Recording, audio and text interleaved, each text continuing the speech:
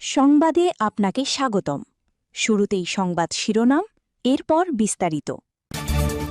যুদ্ধ ভালোভাবেই চলছে, মার্কিন সেনারা ইরানের শক্তিশালী আঘাত হানছে, ট্রাম্প।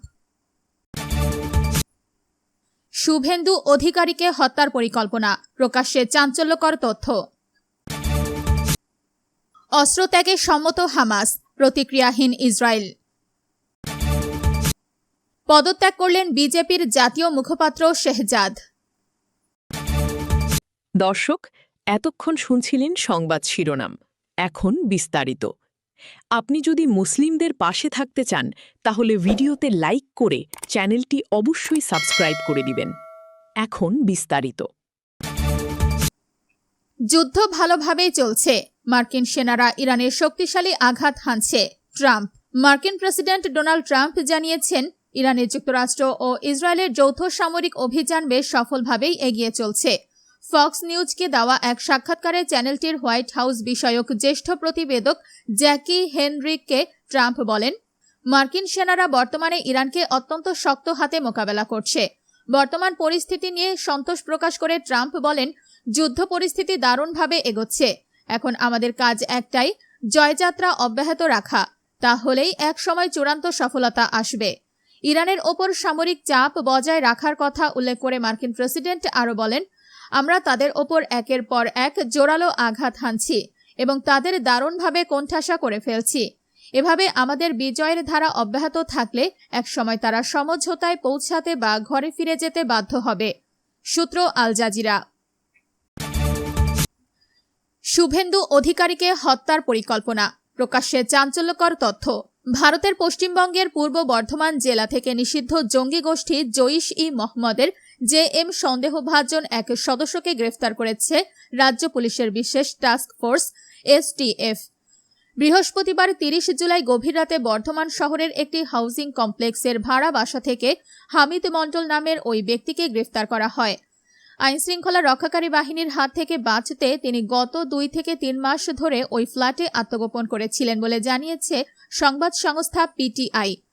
হামিদের মোবাইল ফোন এবং অন্যান্য নথিপত্র থেকে উদ্ধার হওয়া তথ্য ইঙ্গিত দিচ্ছে তিনি পশ্চিমবঙ্গের মুখ্যমন্ত্রী শুভেন্দু অধিকারীর ওপর নজরদারি চালাচ্ছিলেন এবং তার ওপর কোনো হামলার পরিকল্পনা করা হচ্ছিল কিনা তা খতিয়ে দেখছে পুলিশ।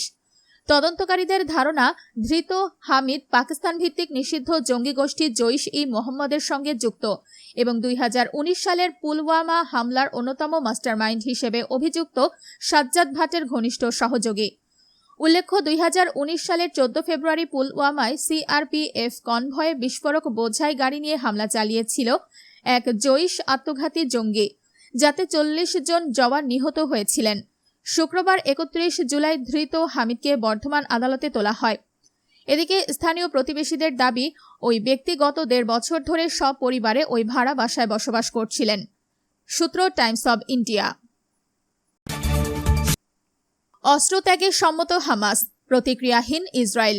যুক্তরাষ্ট্রের প্রেসিডেন্ট ডোনাল্ড ট্রাম্প ঘোষণা করেছেন, গাজায় হামাস এবং অন্যান্য সশস্ত্র গোষ্ঠীগুলোর সম্পূর্ণ নিরস্ত্রীকরণ এর বিষয়ে একটি চুক্তি অর্জন করেছে বোর্ড অব পিস। এই চুক্তির অংশ হিসেবে ইসরায়েলকেও গাজা উপত্যকা থেকে সেনা প্রত্যাহার করতে হবে।